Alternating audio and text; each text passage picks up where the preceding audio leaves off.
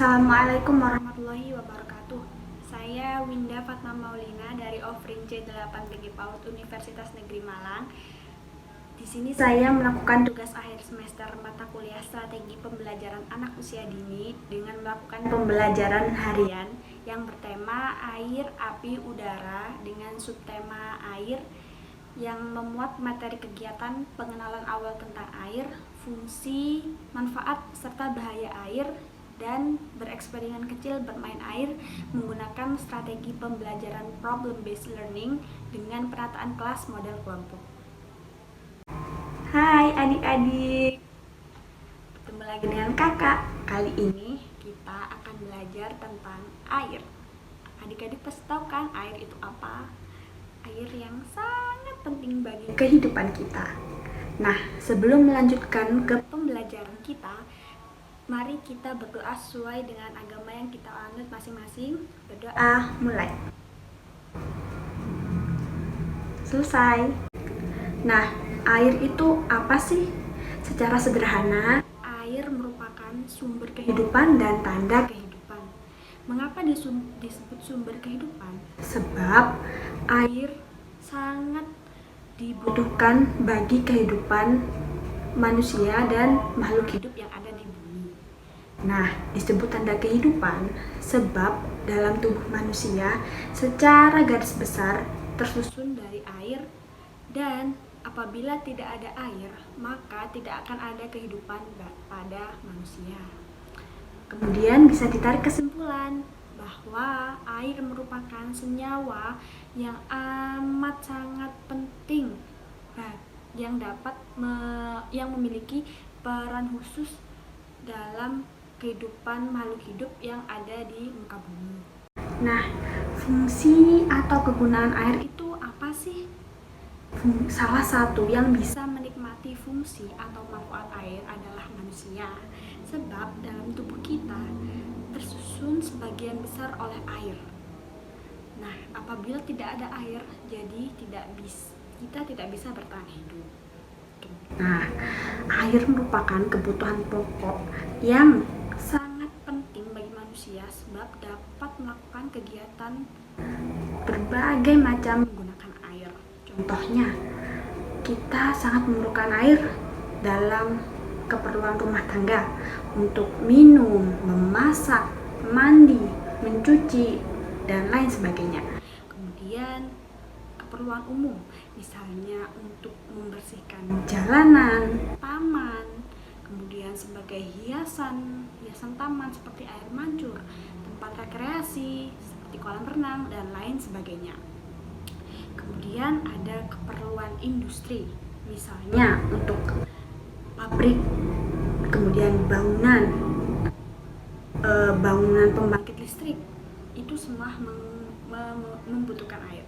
Kemudian keperluan perdagangan seperti hotel dan restoran. Kemudian air juga sangat berguna pada bidang pertanian serta peternakan. Kemudian keperluan pelayaran juga sangat penting. Nah, fungsi air tidak hanya sebatas pada manusia saja, tetapi bagi hewan juga sangat besar sekali fungsinya. Air dapat berfungsi sebagai tempat tinggal, sedangkan bagi tumbuhan, air berfungsi dalam proses fotosintesis yang akan membantu dalam pertumbuhan tanaman. Manfaat air itu apa sih? Nah, selain memiliki fungsi bagi makhluk hidup, air juga memiliki manfaat yang sangat besar dalam membantu keberlangsungan hidup makhluk di bumi, entah itu manusia, hewan, maupun tumbuhan. Air membawa manfaat kesehatan bagi manusia sebab air mengandung zat-zat yang sangat baik bagi kesehatan tubuh. Ketika kita mengkonsumsi air secara teratur, maka itu akan membantu kelancaran metabolisme tubuh, yang sehingga kita tidak akan sakit terserang penyakit yang berhubungan dengan sistem metabolisme. Di samping itu, air juga memiliki manfaat lain yang tidak kalah penting bagi kehidupan, yaitu sebagai sarana transportasi yang juga bisa membantu perekonomian.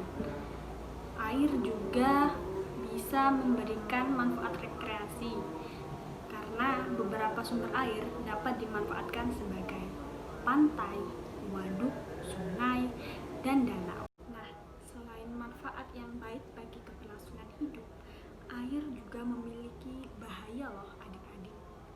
Apa bahaya air? Nah, bahaya air adalah yang pertama, bahaya banjir yang dapat merusak dan membahayakan jiwa. Nah, banjir biasanya terjadi karena luapan air yang melebihi tempat alirannya. Umumnya, banjir terjadi pada saat hujan yang amat sangat lebat.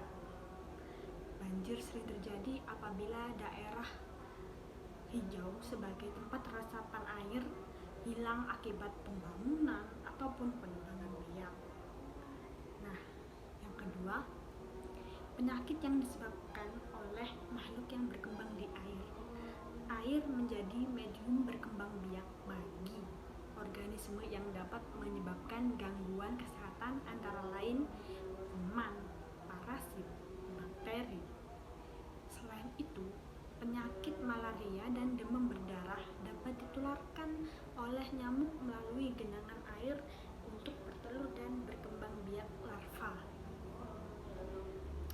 Kemudian yang ketiga, keracunan akibat pencemaran air.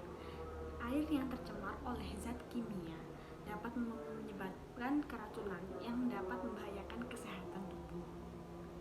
Kemudian adanya kerusakan bangunan. Air yang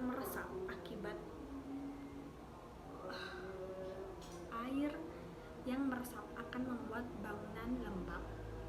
Kondisi lembab ini akan membuat tumbuhnya jamur dan lumut yang lama-lama sedikit demi sedikit akan menyebabkan kerusakan pada bangunan.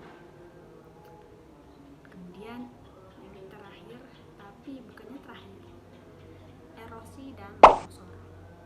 Pergerakan air dapat menyebabkan kerusakan berupa erosi. Misalnya erosi di pinggir pantai akibat gelombang air laut. Saat terjadi aliran atau hujan yang sangat deras, tanah dapat bergerak dan menimbulkan terjadinya longsor. Itu juga merupakan bahaya yang dapat disebabkan oleh air. Nah, setelah penjelasan di atas, saatnya kita bereksperimen kecil bermain air. Nah, adik-adik, siapa yang mau bermain air? Yuk kita bermain air. Sebelumnya, kita harus menyiapkan alat dan bahan sebagai berikut. Yang pertama, botol plastik, kemudian cup plastik, baskom, kemudian gayung, dan jas hujan plastik. Yang pertama, kita isi dulu baskomnya dengan air. Yuk.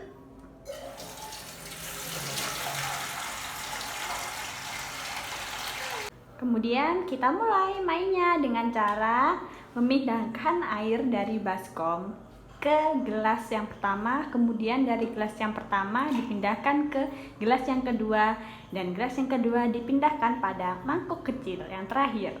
Kita mulai.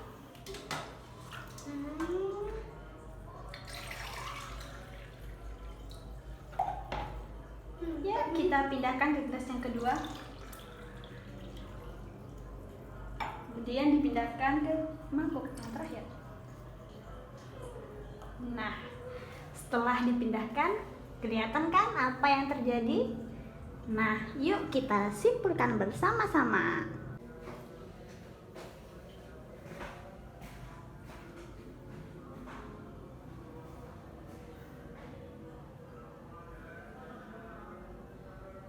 Nah, adik-adik, bagaimana perasaan kalian setelah pembelajaran kali ini? Senangkah? harap kalian senang ya setelah mengikuti pembelajaran kakak hari ini. Nah, kemudian apa aja sih yang bisa kita petik dari pembelajaran kelas hari ini? Ya, yang bisa kita petik dari pembelajaran kelas hari ini yaitu isi atau volume sesuatu benda tidaklah sama dengan benda yang lain, sebab ukuran juga mempengaruhi volume atau isi yang ada di dalamnya. Jadi kita harus bisa menyesuaikan volume dan isi yang ada di suatu benda dengan suatu benda yang lain ya. Nah, setelah bermain juga jangan lupa untuk membereskan permainan yang telah kita gunakan supaya tidak berserakan dan tempatnya kita pakai menjadi bersih kembali seperti semula. Nah, cukup sekian ya pembelajaran hari ini. Semoga kita bisa bertemu next time. Dadah!